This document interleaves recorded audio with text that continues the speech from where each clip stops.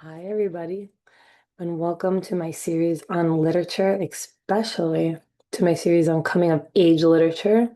I hope that this is a refreshing course on what it means to come of age, what it means to find yourself in literature, how fun it is, and also how important it is to put voices, diverse voices at the center of things like the curriculum of youth and adults, like, how um, we prioritize certain novels or prioritize certain voices in the core curriculum, and how we have a diverse amount of literature, and so many good stories out there. So I hope that you enjoy this um, course, and I hope that you can just have fun because this is what it's about, having fun and learning um, different things, learning what we're usually not taught. I wanted to preface with the fact that my course and this first course in particular is called this first chapter, what we can call it first um, content piece is called No More Outsiders, Girls at the Center of the Core Curriculum. But we will see as we get into it, right, that it stems from my love for The Outsiders by S.E. Hinton. And The Outsiders doesn't feature almost any girls. We do have a protagonist that falls in love or that is in a way infatuated with a girl, but his character is male, is white, and has completely changed my life, much to the point of me wanting to teach, reread it 100 times. It's just the beauty of that book, the simplicity, but also the genius of that book and the character of Ponyboy, just me feeling like Ponyboy is me. Um, on, misunderstood, intellectual, placed in a society where that's just not the most important thing for him to sit and read his books because his family is in need and there's a lot of violence around him. And so I discussed this, right? I discussed that. Oh, this doesn't mean let's not feature these books. Let's not use Ponyboy. Let's not use The Outsiders. No, keep on using that book. I mean, I love that book. But also imagine stories connected to that. Imagine the stories that are similar to The Outsiders. The Hate You Give, we'll talk about Little Women, Anne of Green Gables. But also, like, imagine if your story as a woman was told um, in schools. Imagine if more stories featuring girls were told in schools. Um, and why is that also not a universal experience? Because Ponyboy's experience is so universal. It is so relatable to so many. And it feels like it can be anybody when you're reading it. It feels like it could be you living Ponyboy's life. But that being said, if it was a girl, would that also be the same? Right when I'm teaching this class, my daughter's waking up. So just bear with me 1 minute. Here, here's Franny, and Franny will learn with us today. Okay. Okay. Now, so what are some of the course objectives? What are some things that I imagine that you can learn throughout this course, and in particular throughout this first aspect, first part of the course, first presentation? Well, these are some of the objectives, right? Students and you viewers will learn how to analyze coming of age narratives centered on girls and young women throughout the 19th and 21st centuries, examine how race, class, and gender are also a play a role in shaping adolescence and identity formation. We will evaluate the historical construction of the literary canon and discuss, right, why certain stories have been privileged, certain stories have been utilized over others. We're going to looking at feminist intersectional theories in our applications, right? Like, what does it mean to put girlhood at the center, and why is it important to place girlhood at the center? Comparing canonical and historically marginalized works, developing written and oral arguments, reflecting on the role of literature in cultivating empathy, because one of the most important aspects of this course and why I started it was to explain and to kind of discuss the role of empathy in our culture and why reading really does cultivate this empathy and make expands this empathy.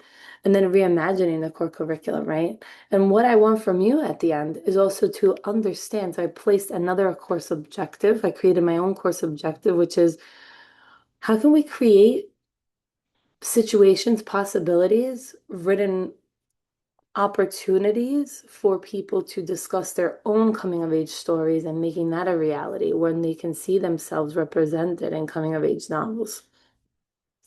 So, a question that I have for everybody, and you can reply in the comments, was who was your favorite character in school? Whose experience did you most feel represented by? Did you ever wish they were of another gender, race? Right? So again, like I said in the beginning, we want to leave space for the universality of human feelings, emotions, regardless of race, gender, class, right? Like I said about Ponyboy, it doesn't matter if Ponyboy's a boy. He still reminded me of myself. So we're not talking about let's not do this. Oh, this is I'm radicalism, let's eliminate things. No, this is let's have a conversation about what it would mean if Ponyboy was the girl that was an outsider because so many let's people have had that experience of being a girl growing up in violence and like what would that look like combined with Ponyboy's story. Like let's look at the different stories maybe that we can teach because it would cultivate empathy also on behalf of boys, on behalf of all girls, right? So what is the coming of age novel, right? So before discussing this, it's important to define the coming of age novel. A coming of age novel, well, it was called the Bildungsroman in Germany, and it emerged in the late 18th century. And this novel was developed because there was a need to showcase the growth from childhood to adolescence, which, of course, we know wasn't a proper term around the 18th century. Still, there was no such thing as adolescence, but we wanted to see how a child would grow and become an adult. A character in the Bildungsroman is always a rebel. It's always someone that wants to move the story forward, but with like a sense of defiance and a sense of adventure as well. And then in American literature, excuse me one second. In American literature, we see that just like the German novel, the American character struggles to find their place in society. But it's a very individualistic kind of the American dream centered type of novel. So what does that American dream look like when it comes to females, right? Because we're looking at a place when there's a male-centric dominant literary canon, right? The American dream is much like the male that goes out and wins and kind of looks for the gold while the woman stays home and raises the kids, and that's the American dream for her. But when it comes to expression of individualism and freedom, when does that American dream become female? What does that mean for the female? Does it only mean one thing? Right. And Mark Twain's Huckleberry Finn is a staple of this discourse with their topics of delusionment, search for meaning, conformity. Discussions of race and racism are also critical components of this text, which we could, of course, see. But as I said, where are all the girls? And why are we having this conversation? When I was reading about The Outsiders, about Ponyboy, and I was so engrossed in the story and became completely enamored and fascinated by this story. I wondered also, I could imagine like I'm imagining myself, I'm imagining the story of finding my place in Italy when I was an 8-year-old girl trying to figure out what does it mean now to live as an American in Italy. Um, and being considered also part of like a higher class versus a lower class when you live in a different country versus in like the country that you were born in, like America. And what does that mean? Like, what does it mean to be truly poor? What does it mean to like always struggle versus what does it mean to just like have things that come easy to you? Or the resources or even just like the privilege to wake up have like a parent or two parents that work and have to be kind of an external observer of that, of poverty versus, um, the struggle that other people go through. So when we look at the male-centered canon in schools, right, we want to think about what the focus of the curriculum is usually men's stories. And the impact on students is that lack of diversity of gender roles, right? And it's also placing almost like it often gives students, and it forces them to look at literature as this is literature versus everything else is not. Where, of course, there has to be a curriculum, there has to be a standard, but we have to imagine also how can we integrate the diverse voices in this curriculum, right, Franny? So the research states that in 2013, Perry and Stallworth noted today's students think from multiple perspectives because of the advancements in technologies, but also because society is so diverse. So a lot of this canon is stagnant in the way that our society is progressing. That, of course, let's remind, we want to read those stories, but we also want to reintroduce new novel stories and reconsider what literature looks like because it's also, you know, there's so much, like I said, the beauty of literature out there, even young adult novels, showing coming of age stories, that it's almost like if we don't introduce it to our students, where we are inhibiting the amount of learning that they could be doing, the amount of diverse voices, the beauty of diversity and cultural diversity that there is. Um, and even other stories by white authors that are living today that completely are obscured, both male and female. So it's important to remember also that when we don't introduce, um, most often female characters are written by female authors, and a lot of times female authors do not get selected to be at the center of the core curriculum. In an article entitled What Happens When We Leave Out Female Authors in the Classroom Discussions, author Pablo Pege states, the gender imbalance in our literary curriculum sent us the message that there, and I'm sorry if there's a error in my text, there were no female authors worth reading. The author states that this leaves no room for female perspectives, and this is an issue because it creates a void for representation, as we mentioned before. Also, we risk propagating the same ideas and stereotypes again and again. Jason Reynolds, who is a great author of our time, African American author of the 21st century, says that if we're being honest about where we are as far as literacy, I'm not exactly sure that classics are effective. And doesn't mean that I think they're poorly written novels. I think that some of them are incredible templates to what we have today. But if we want to teach literacy, do we have to keep on teaching these? No. We can teach also diverse books. In 1968, so where does Ponyboy come in, right? And I put Ponyboy Michael Curtis in his all of his glory, this poor misunderstood outsider.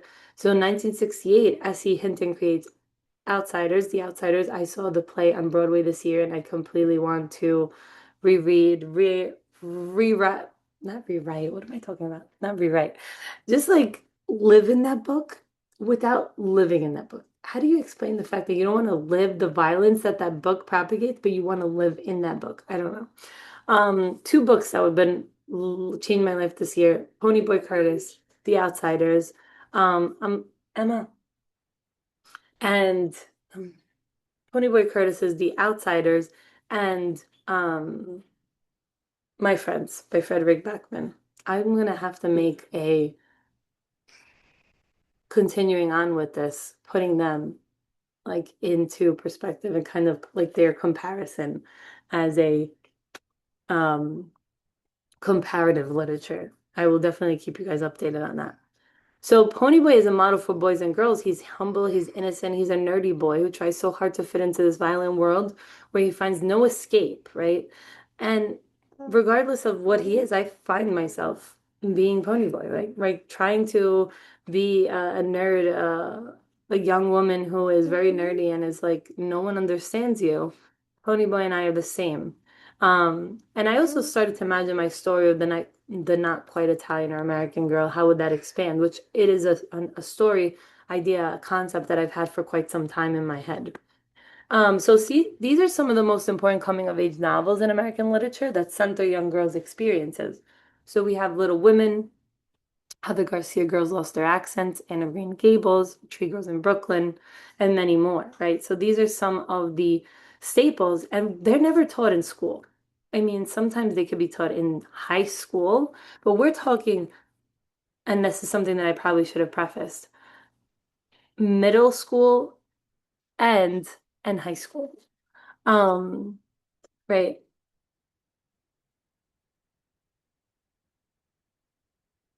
Um, Sorry, one second. While we make sure that our phone doesn't make noise. Um,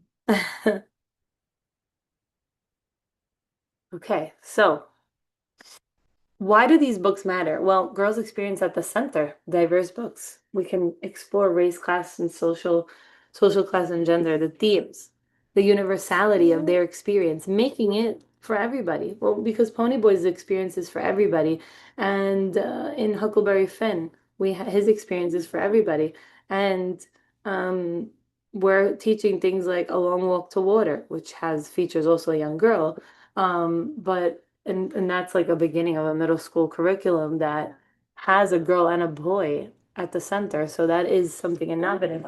Also, so the curriculum is changing. It's creating these experiences where we also build empathy for multiple and diverse characters. Um, we think about Anne of Green Gables and Joe March, right? Ponyboy is universal in he is an orphan like Anne, and Joe is also an outsider. So those are prime examples, right? Say hi, hi everybody. I love books. Say I love books. Yes. And when we think about the racial and cultural considerations, so this is my limitations part is, looking at novels like The Hate You Give, teaching that at the high school level. It is a coming of age novel in which a Black young woman named Star experiences unfortunate police brutality towards her friend, and also is trying to make sense of their bicultural identity without feeling shame because they're both white and black. And I'm not your actually Star. I am so sorry. Because Star, um, let me just check my facts. Okay. I read The Hate You Give a long time ago, so I don't want to sound like I don't know what I'm talking about. But I think Star is living in a no, she resides in a preppy. Okay, so I apologize. So she's not bicultural. She is black, but she lives in a um like in a black neighborhood, but she goes to school in an affluent white neighborhood. So that's making sense of like being a black person going through these struggles, but then going to a very elite and preppy school and not feeling the shame of that and still being able to talk about both, like the injustice that her society is going through, that her people are going through, but also like it kind of like accepting and looking forward to the privilege of going to a preppy school that is not placed in violence, but also wanting better for her people and not wanting to feel like, oh, I'm better just because I go to a white school or something like that, right? In novels such as I'm Not Your Perfect Mexican American Daughter, the young woman Julia is coping with what it means to lose her sister and also finding identity in her. Good. So, questions for discussion that I ask you. If you were to write your coming of age novel, what themes would it follow, right? What would it look like for you? And what are some novels that you would add to the core curriculum? Okay, I'll see you soon in another episode. Bye.